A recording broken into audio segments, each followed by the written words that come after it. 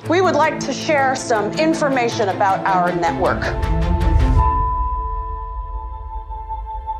When we start season 2, we see the aftermath, the chaos. There was such a cost to that moment of complete honesty. Alex, just keep your phone on. I'll call you. In this season, our characters are searching for who they are and trying to get through it in a world that's transitioning very quickly. The morning show is in a place of real flux. I mean, Alex Levy has left the show, and of course, the fallout from Mitch Kessler having left the show is still resonating. UBA is a changed environment. It's noticeably more diverse, young, there are more women. We are no longer running the show from the perspective of the white male patriarchy. We have moved on. Everything's different this season.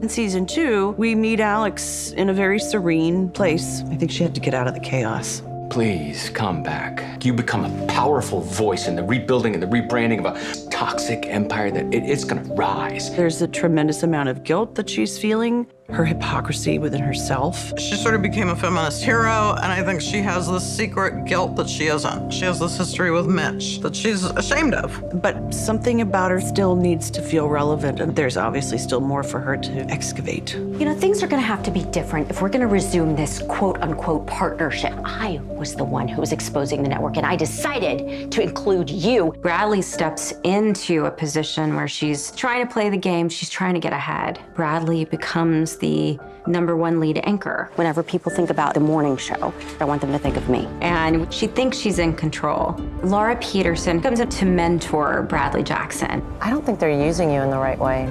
They're bigger than that. When Bradley meets her, it's just hero worship. There's this larger-than-life character. The energy between Reese's character and my character is really interesting to watch because you really see Reese's character grow just by being in Laura's orbit.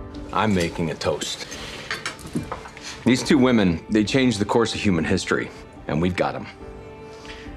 The personal stake that Cory had in season 1 was winning. He didn't seem concerned about the consequences. You're a dead man, said the corpse. All of a sudden, you're watching Pinocchio become a real boy. He has to manage real feelings. This is a battle for the soul of the universe.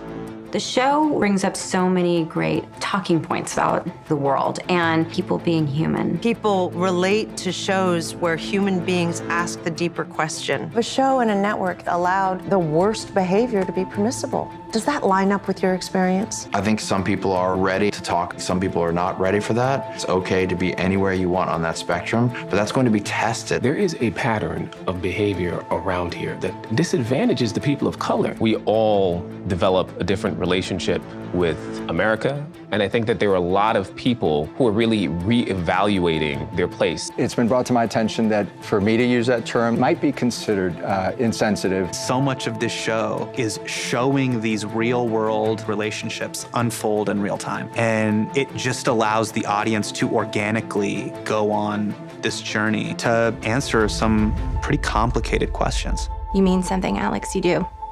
As a leader, as a feminist, and I want you to be these things. What you thought was going to happen at the beginning of season 2, all of a sudden there's these detours that you didn't think about along the way. We have more incredible storylines, much bigger and much more impactful than you could ever imagine. Camera 2, get the both of them, 2 shot. Onward and upward.